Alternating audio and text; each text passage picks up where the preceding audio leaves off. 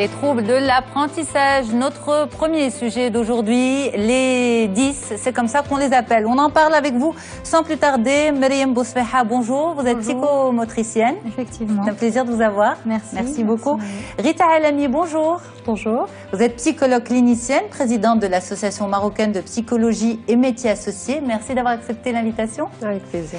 Et Sarah Hay, bonjour. Bonjour. Vous êtes orthophoniste. Oui, effectivement. Merci beaucoup d'être là. Donc une équipe pluridisciplinaire pour une prise en charge, une compréhension de ces troubles, une prise en charge pluridisciplinaire également. Donc on va y aller petit à petit. Pour commencer, une définition vraiment large, les 10, qu'est-ce que c'est, Rita Alami? Alors, on va commencer par le cerveau. Notre cerveau est un centre extraordinaire composé de milliards de neurones, donc des cellules nerveuses qui communiquent entre elles. Le but de cette communication est de pouvoir mener à bien une action qui a été préméditée auparavant par le cerveau. Alors, il y a plusieurs zones dans le cerveau. On va parler de celles qui nous intéressent aujourd'hui, notamment par exemple la zone frontale qui est responsable de tout ce qui est motivation, fonction attentionnelle, tout ce qui est concentration et planification des gestes. On a aussi certaines zones dans le cerveau, plutôt à l'arrière du cerveau, responsables de la reconnaissance de certaines lettres, comme l'aire visuelle primaire, ou d'autres zones responsables de la reconnaissance des chiffres et aussi de tout ce qui est calcul. Okay. À partir de là, donc en fait, le cerveau, on peut un petit peu le diviser en zones et chaque zone a une fonction, un rôle à un moment donné. Alors, une fonction, un rôle, ok. Voilà. Aussi. Alors, le trouble 10, donc c'est un trouble qui touche des enfants avec une intelligence normale, moyenne à supérieure. Donc on ne parle pas de trouble 10 chez des enfants qui ont un retard global de développement, au niveau de l'intelligence. Alors c'est un dysfonctionnement au niveau de ces zones-là, certaines zones dans le cerveau, qui affectent donc tout ce qui est apprentissage scolaire, mais aussi social. Mais est-ce qu'on sait d'où ça vient? Oui, il y a plusieurs raisons. Il y a des raisons d'ordre neurologique principalement, et d'autres psycho-affectives. Formation in utero? Non, plutôt au cours du développement. Ce sont des troubles du développement. D'accord. Comment savoir qu'un enfant est 10? Parce que, puisque finalement ça vient avec un lot, donc je préfère dire 10 plutôt que dyslexique. Ou Rita, justement, est-ce qu'on a des moyens presque techniques, des tests? Oui, alors le diagnostic des troubles 10 de manière générale se fait par une équipe multidisciplinaire. À aucun moment, un diagnostic ne peut être, j'allais dire, valide s'il est fait par un seul intervenant. Alors ça, c'est très important. Alors, il y a des étapes. La première étape est celle de la demande des parents. C'est-à-dire qu'il est vraiment très important de comprendre exactement quelle est la plainte des parents et quelle est la plainte de l'école. Donc déjà... Et de l'enfant? Et de l'enfant, on va y arriver plus tard. Alors déjà, la première étape, c'est qu'on va faire remplir aux parents et aux différents enseignants de l'enfant et ou de l'adolescent des questionnaires ciblés pour voir un petit peu comment il est cet enfant en classe. Et là, très souvent, on a des surprises parce qu'on a des enfants qui sont complètement différents chez certains profs et pas chez d'autres. Et ça, en soi, déjà, ça peut être un symptôme. Un enfant dyslexique aura beaucoup plus de difficultés dans un cours de français que dans un cours d'art plastique. Bon, voilà. Alors, on a cette première étape. Ensuite, c'est l'étape, j'allais dire, la plus importante, c'est celle de tests psychométriques, des tests cognitifs et neuropsychologiques qui sont le test de base. Alors, qu'est-ce qu'on cherche? On cherche à voir si cet enfant ou cet adolescent, est-ce qu'il a une intelligence qui est dans la moyenne? Est-ce que son QI, il est à 100, au niveau 100 ou supérieur. Parce que s'il est à 80 ou 60, c'est-à-dire que c'est un enfant qui présente un retard global de développement et à partir de là, il aura exactement les mêmes symptômes que ceux présents dans la dyslexie et dans la dyspraxie. D'accord. Et c'est là, je rejoins ce que disait tout à l'heure Sarah, c'est qu'on a énormément de faux diagnostics.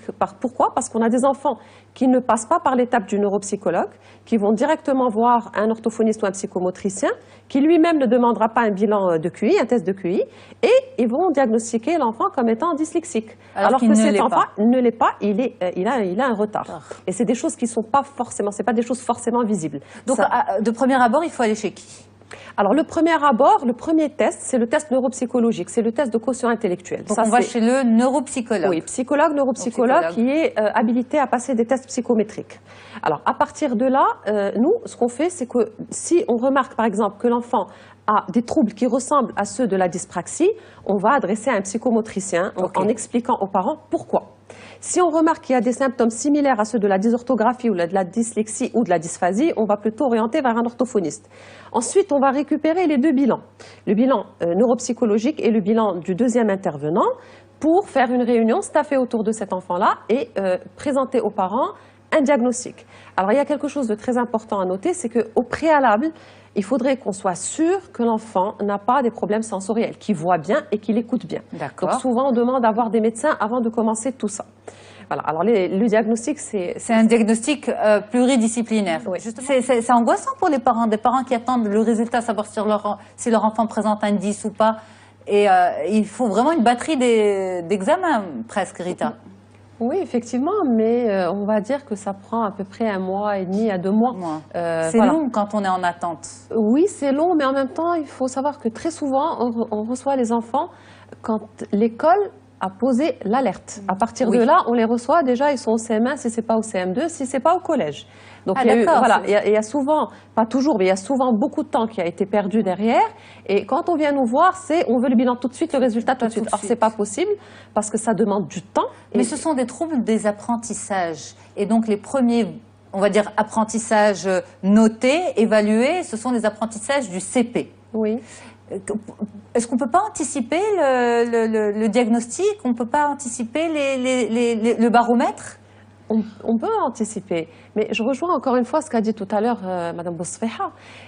Il faut absolument analyser chaque mot qui nous est apporté par les parents. Pourquoi? Je vous donne un exemple. On a certains enfants, très souvent, qui sont qualifiés. Mon enfant est intelligent, par exemple, mais il est têtu comme une mule et il refuse catégoriquement d'écrire ses devoirs. Et là, très souvent, c'est interprété par les parents par manque de savoir comme étant c'est un enfant opposant ou c'est un enfant qui est mal élevé. Encore une fois, je rejoins ce qu'elle a dit Sarah tout à l'heure. On a certains enfants qui vont passer pour être dysphasiques ou ayant un retard de langage très important, alors que ce n'est pas le cas. C'est des enfants qui passent 3-4 heures par jour devant l'écran. Oui. Alors, il y a vraiment beaucoup de données qu'il faut prendre en compte. Donc, on peut vraiment être, à partir de la fin du CP, avoir énormément d'indices, mais encore une fois, ça dépend de l'environnement social de l'enfant et de sa famille. Alors, quel impact ça a sur l'enfant lui-même, sur sa psychologie, Rita? Comment cet enfant se développe? Donc, vous avez dit, vous les recevez parfois relativement tard, CM1, CM2, voire collège, mais entre-temps, il a reçu pas mal de remarques, il a reçu pas mal de commentaires négatifs, cet enfant. Oui, alors très souvent, comme vous dites, on a 2 cas de figure. On a peut-être 10% des enfants qui sont diagnostiqués de manière précoce, au CP ou au CE1. Ces enfants-là, ils ont compris qu'ils avaient quelques difficultés. En général, ils sont rééduqués avec les spécialistes et c'est des enfants qui s'en sortent plutôt bien. Parce que la prise en charge est précoce. Elle est précoce et, j'allais dire, même primordiale. Ensuite, avec les autres enfants, qui ont été pris en charge un peu plus tardivement, c'est des enfants qui ont écouté énormément de remarques négatives, que ce soit à l'école ou à la maison de la part des parents et même des frères et sœurs. Donc c'est des enfants qui sont blessés narcissiquement, c'est des enfants qui ont une estime de soi extrêmement basse. D'ailleurs, quand ils font des dessins, ils se dessinent de manière extrêmement pauvre et ils vont dessiner le reste de leur famille bien. C'est des enfants, quand on discute avec eux, ils se disent bêtes, alors que c'est des enfants très intelligents. C'est des enfants qui ne sont pas beaucoup dans la projection par rapport à l'avenir, c'est-à-dire quand on leur dit qu'est-ce que tu veux faire d'ici la fin de l'année, qu'est-ce que tu envisages de faire quand tu seras grand, ils ne sont pas trop là-dedans, ils vous disent on verra, parce qu'ils ont perdu confiance en eux. Et la grande difficulté vient, j'allais dire, du système scolaire qui pour moi, est malade. Pas toutes les écoles, mais certaines institutions encadrent très mal ces enfants-là et on a un relevé de notes du haut jusque bas avec enfant fainéant, ne veut pas travailler, etc. Mais justement, c'est lourd, c'est très lourd. C'est très lourd. Vous avez parfaitement raison de tirer la sonnette d'alarme et de dire ça, d'autant plus que ce sont des troubles de l'apprentissage. Trouble de l'apprentissage, ça veut dire trouble d'acquisition d'éléments de savoir émanant de l'école. Or, on a l'impression, je me trompe peut-être, mais corrigez-moi, vous qui êtes dans le domaine, on a l'impression que l'école se décharge de ses enfants. C'est ça, Rita? Oui, c'est ça que vous êtes en train de dénoncer? C'est effectivement ça. Encore une fois, je ne généralise pas, mais certaines écoles, notamment certaines écoles privées au Maroc, sont comme ça. C'est un système extrêmement élitiste et ils vous le disent, ils n'ont pas de gêne par rapport à ça.